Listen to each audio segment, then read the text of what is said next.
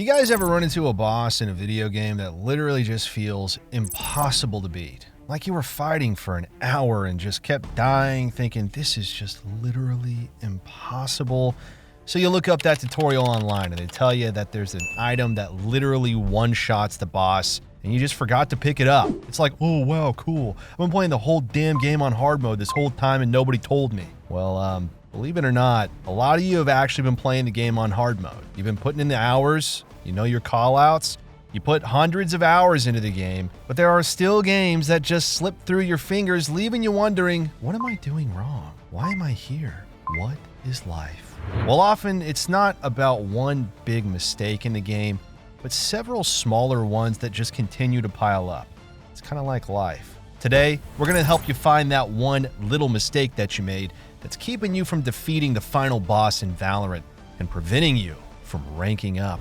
Starting off with mistake number 1, you give your opponent way too much respect. Giving your opponent too much space in Valorant is like giving them a second chance to win. Take the scenario where you pinned an enemy in CT on a Cent B site. The instinct might be to fall back, set up a crossfire, play it safe, we get it, but this often gives them just enough room to regroup or find an unexpected angle. When you have an enemy cornered, your best move is often the direct approach. Keep the pressure high and limit their options. This forces mistakes and can lead to easier, more decisive wins. Now, this mistake is often rooted in a misconception of risk. Players fear the possibility of losing a direct confrontation, so they opt for what seems like a safer play.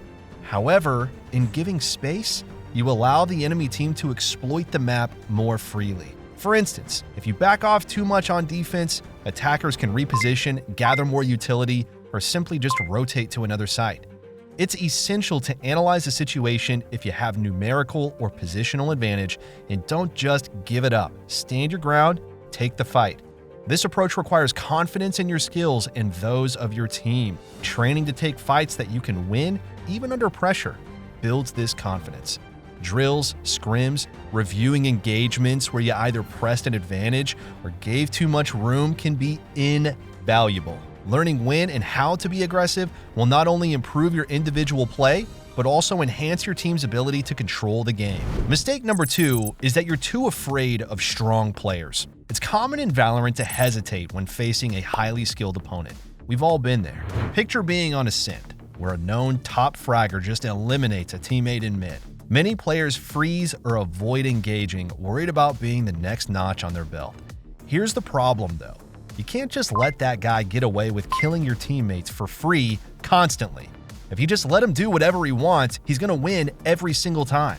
Instead, you should be ready to trade immediately. When a teammate goes down, stepping in quickly to take him out keeps the playing field leveled. The psychology behind this is key. Players often psych themselves out against stronger opponents, believing defeat is inevitable. However, trading is a fundamental aspect of Valorant that can neutralize individual skill disparities. It's about playing smart as a unit, as a team. For example, if you know someone with cracked aim is holding the angle, don't challenge them alone. Use utility to disrupt their line of sight or coordinate with a teammate to double peek, increasing your chances of a successful trade. Improving this aspect of your game involves both mental and tactical adjustments. Practicing scenarios where you're forced to trade kills with teammates can build the instinct to act swiftly. Additionally, watching and analyzing professional matches can provide insights into effective trading techniques and the mindset required to challenge intimidating opponents without hesitation. If you're still not comfortable fighting these cracked aimers though, it's really not all doomed. All you need to do is feel confident in your aim. And the best way to do that is to just actually have good aim. Luckily, we can help you with that. Over at SkillCapped, our Aim God course is an hour-long masterclass designed to teach you everything there is to know about aiming. We break down every aim concept that top players use to dominate in their matches every single day so that you too can be the guy on the other team that everyone is afraid of. Ever since starting our service back in the early days of Valorant, we've coached thousands of players just like you into becoming absolute aim demons. So, if you want to join the ranks and start climbing today, be sure to check out SkillCapped using the link below. Remember, our whole site is backed by a rank improvement guarantee, so if you don't climb from using our courses, You don't pay.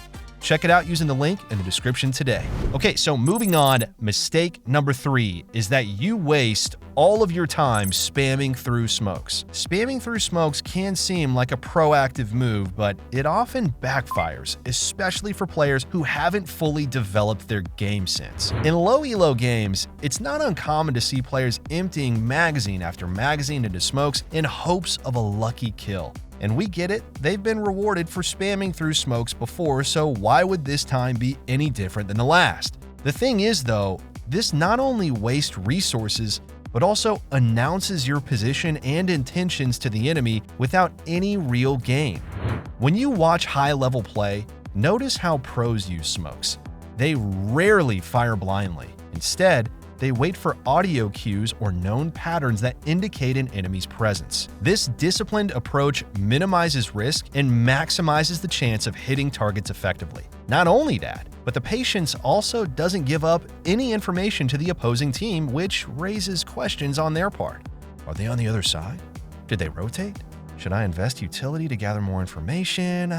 Training to restrain from spamming requires discipline and a better understanding of the game's audio-visual cues. Now, as a beginner, try to refrain from spamming through smokes unless you are sure an enemy is there. Focus more on just being with your teammates and ready to trade them to ensure you're getting the most impact that you can during the rounds. Mistake number 4 is that you just don't know how to move fast. In Valorant, speed and timing are literally everything. If you're too slow to act, the enemy will capitalize on your hesitation. For example, if you make a lot of noise at the beginning of a round at A on bind, expect the enemy to start shifting resources. They might push for control on the opposite side of the map or just rotate over immediately, causing you to push into a stack. This means you need to be quick to either commit to your strategy or adapt based on the information that you gather. Hesitation can also lead to missed opportunities. That sounds a lot like life too.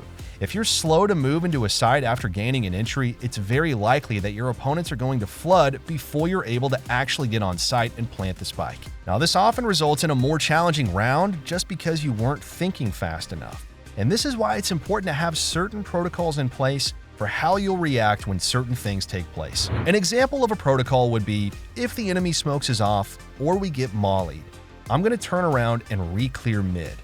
Or if we land an opening pick, I'm satcheling in and taking the space. Practicing protocols like this are going to help you act more swiftly and cleanly, which can make a significant difference in your gameplay. To enhance this aspect of your game, focus on improving your in-game decision-making. And keep in mind, clear, concise comms can help speed up team movements and decisions as well. The key is to move with purpose and confidence, ensuring that every action is part of a well-thought-out plan. Knowing when to speed up is absolutely crucial, but so is knowing when to slow down. Mistake number 5 is that you never slow it down. This balance can be tricky, but it's vital. Imagine you've just made a significant play, your team just had a shootout, and now suddenly you're in a 4v2. The adrenaline might just push you to charge straight forward into the defender's spawn.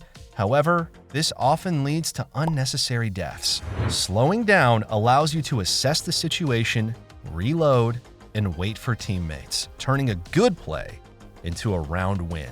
Slowing down also helps in managing the pace of the game too. By controlling the tempo, you can make the enemy play on your terms. Oftentimes when players are losing a round, they're incentivized to play aggressively to try and even the odds. But just freezing and waiting for them to make the next move, you can let them walk right into your crosshair. This approach not only conserves resources, but it also reduces the risk of getting picked off one by one. And to practice this, work on your game sense and situational awareness. Understand the flow of the game and recognize when you have the power to dictate the pace. When the game is in your hands, you have a lot more options. So, just taking your time to think is a lot less risky. Reviewing your gameplay and observing higher-level play can also provide insights into effective pacing strategies. Learning to read the game and adapt your pace accordingly is going to significantly enhance your team's strategic depth. For mistake 6, we're coming after your lack of map knowledge.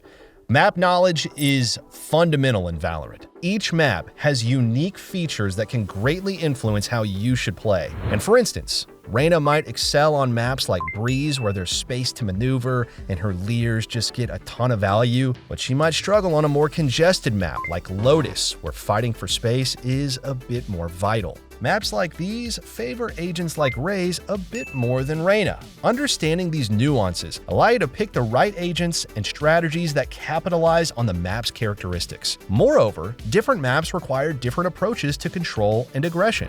On a map like Split, it might favor you to place a few more bodies towards mid to maintain control and prevent the attackers from opening up an extra lane. However, on Icebox, it's more about how you scale up onto sites, and the middle of the map is more of a space for lurkers to shine. You're not really going to be running executes from mid too often on Icebox. Knowing the strategic priorities of each map, along with typical enemy positions and common strategies, can improve your team's performance. To improve your map knowledge, as always, our best advice is to watch pro matches and see what areas they prioritize. We also have courses for a few maps over on the SkillCapped site that we recommend checking out. There's a ton of value there if you don't want to do the work yourself. Mistake number 7 is all about vibes.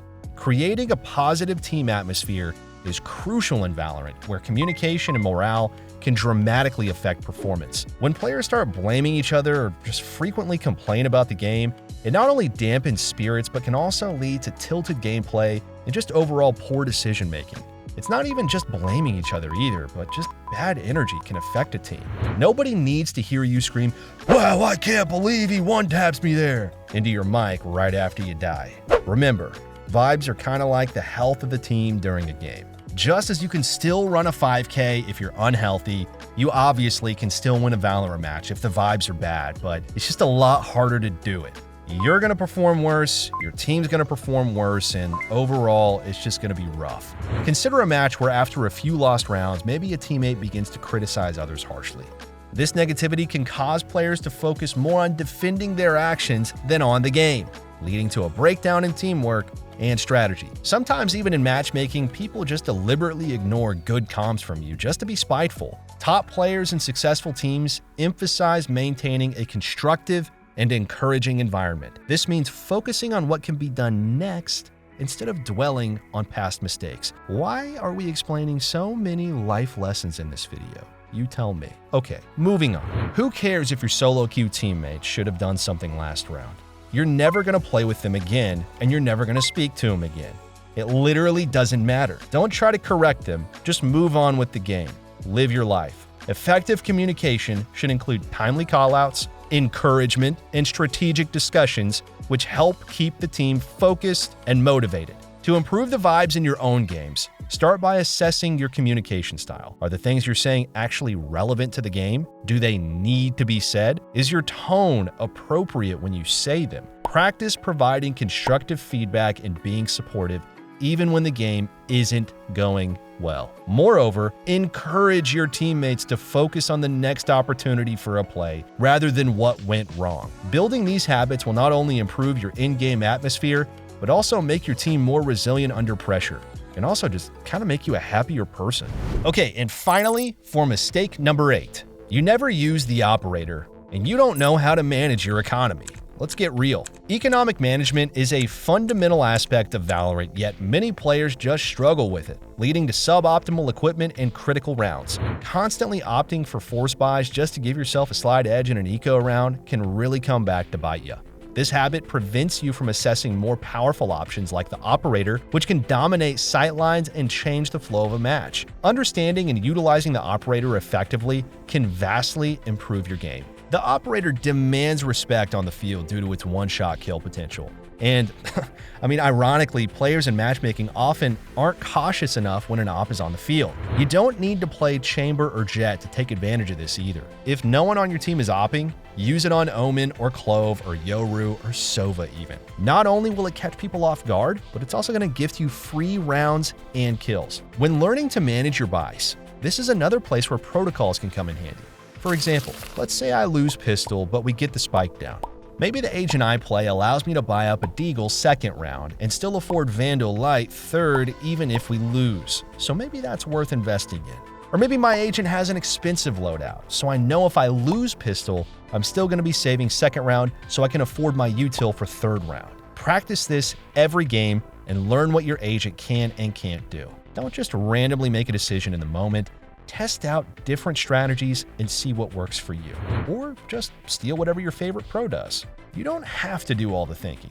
Learning when to save, when to force buy, and when to invest in powerful weapons like the Operator is going to increase your tactical options and success rate. Of course, talk with your teammates, but at least have a general idea of what buys you like to perform and when.